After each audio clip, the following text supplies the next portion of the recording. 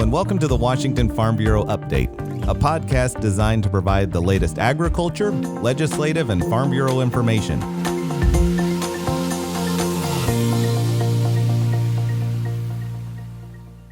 Well, hello everyone, Ben Tyndall here, and I want to thank you for listening to yet another episode of the WFB Update. Well, as you all know, one of the biggest issues facing agriculture right now is this ag overtime exemption decision that the state Supreme Court issued. Well, just after that ruling, we recorded a conversation with our resident expert on this issue, Bre Elsey. Bre is our Associate Government Relations Director, and she has had a key role in watching this case, advocating for the position of agriculture, really been a leader on this for us. So anyway, there have been some new developments on this issue as this case was decided. The key parties in this case, including the Washington Farm Bureau, helped lead the way for a motion for reconsideration, which was submitted. And with the 2021 legislative session underway, we're seeing action being taken on the legislative side as well. So with all that, we thought it would be timely to have another conversation with Bre, get an update on where things stand currently. So recently I sat down with Bre to have that conversation, and I'm going to play a bit of that for you here. So take a listen.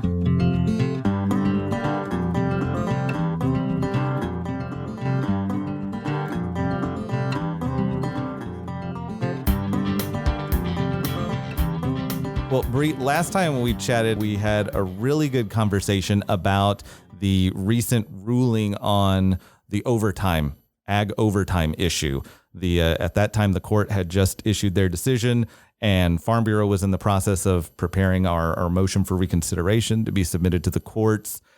It's been about a month. Can you give us an update on that situation? I understand our motion for reconsideration has been submitted. Where does it stand currently? So the motion for reconsideration was submitted because, like we said before, that we had questions that we felt went unanswered. Absolutely. The court had said that they couldn't decide on certain things that weren't before them. And we said, no, we do believe they were before you, and we do believe they should be decided on. Yeah. So the court ended up responding in a rather peculiar way. On the plus side, they didn't just throw our motion out. So Good. That was actually a pretty good move. I'll We were take it. excited when that happened. So they didn't just throw it in the trash.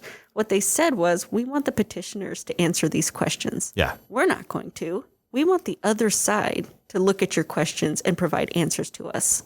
And so I thought that was pretty interesting.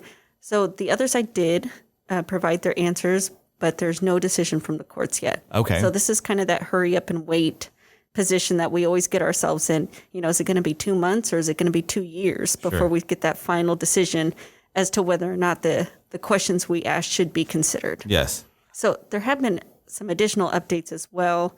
Since those motions were filed, we're starting to see class actions roll in. And this is something we knew was going to happen. We were kind of dreading it, knew it was coming eventually.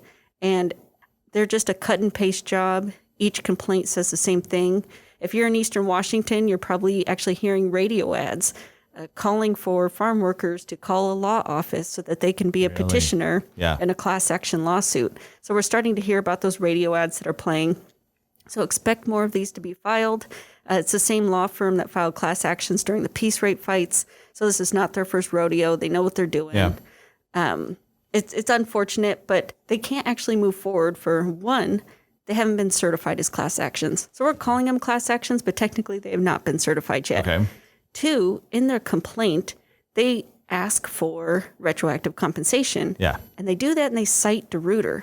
Well, the problem is DeRuyter's not precedent because DeRuyter hasn't been finalized. Still pending. Yeah. So they're citing a case that you can't cite until it's final. Sure. So although these class actions are being filed, they kind of are on hold themselves because they can't move forward until these logistics actually settle out. Okay. So it sounds like, and this was kind of a question, so do these class action lawsuits, do they impact the Supreme Court and their action right now and their deliberation and kind of what they haven't made that decision yet? Do these class action lawsuits have an impact? They shouldn't have an impact on the justices at the Supreme Court. Sure. But one of the questions we asked in the motion for reconsideration was, should there be retroactive compensation? Right. See, in the original case, the justices never actually decide on that. They said the issue wasn't before them. Yeah. We said, yeah, we actually think the issue was before you. Yes. So if they just decide to write language specifically on that issue, it could definitely impact the class actions.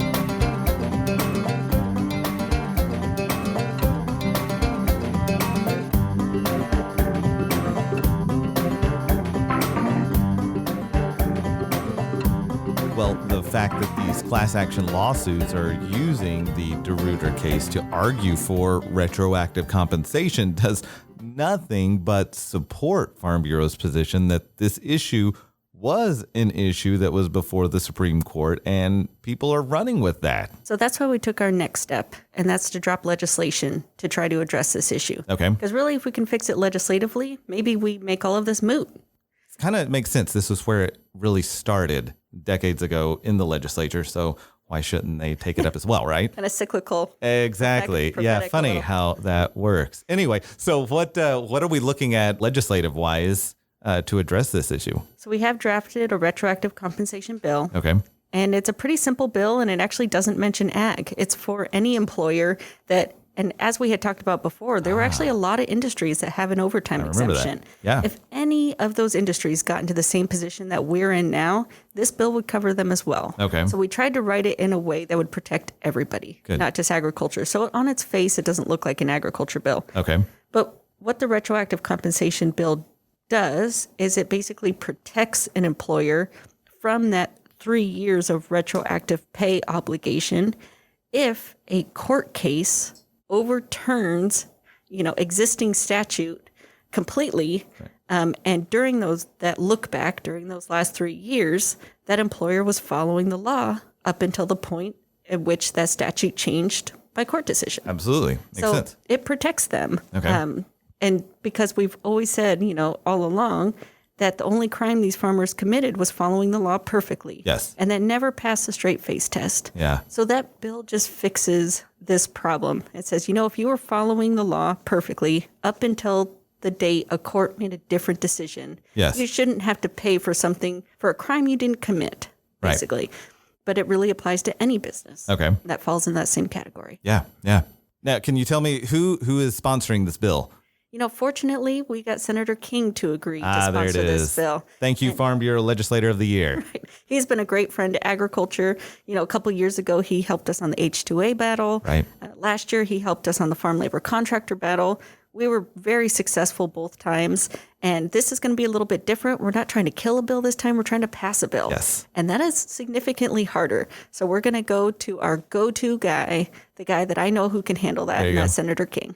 Well, while it's harder, it also feels kind of good. It's nice to feel like we're promoting something. We're on the offense here, working hard to promote a good piece of legislation and not simply trying to kill bad ones. Yeah, we don't get that opportunity very often. Not enough. I agree. Yeah, so this will be a good opportunity for us to fight for something, a positive change that needs to happen. Well, now at this point, is there anything that members can do to aid this process? It sounds like as far as the motion for reconsideration is concerned, and as far as the courts go right now, it's really a waiting game. It's a matter that's in the courts, court now. And as far as member activism is concerned, though, and getting our voices heard, it looks like we're focusing on the legislature, right? So if people want to speak up on how this is impacting them and how this is going to be touching their operation, it sounds like the legislature is the way. If any, especially dairies out there, are looking at this 3 years worth of back pay and would like to be a part of the solution here, we'd love to hear from you. We'd love for you to come testify.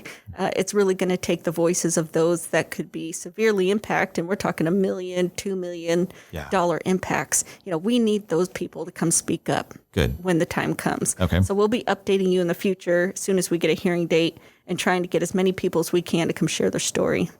And don't hesitate to reach out to your local legislators. I'm surprised at how few legislators know about this issue right now. Really? I consider it one of the biggest things to ever hit agriculture. But if you talk to the general public or anybody in the legislature, you'd be surprised at how little they've heard about it. Yes. So the thing you can do in the meantime is to just educate your local representative. Right. That will help everybody Sure. in the long run, because then when this bill comes before them, they're like, I've heard about that bill. Yeah. I know what you're talking about.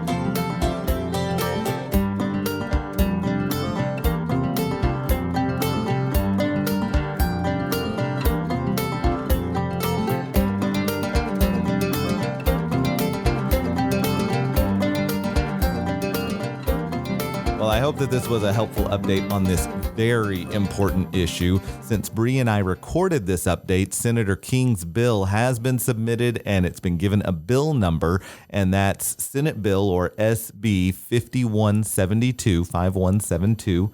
There's also a companion bill in the House, and that's HB 1217, HB 1217. I would encourage you to keep track of those bills as they work their way through the legislative process this session. You can count on it that we at Farm Bureau will be tracking these and are tracking these. We'll let you know when we get word on a hearing that's been scheduled, and we certainly want to get you involved in that process. Well, that will do it for now. As always, if you have any questions or suggestions for us, please give us a call or send us an email. You can find our contact information on our new website at www.wsfb.com. Till next time, friends. The WFB Update is a production of the Washington Farm Bureau, the voice of agriculture in Washington State, ensuring our family farms continue to feed the world. To learn more, visit our website at www.wsfb.com.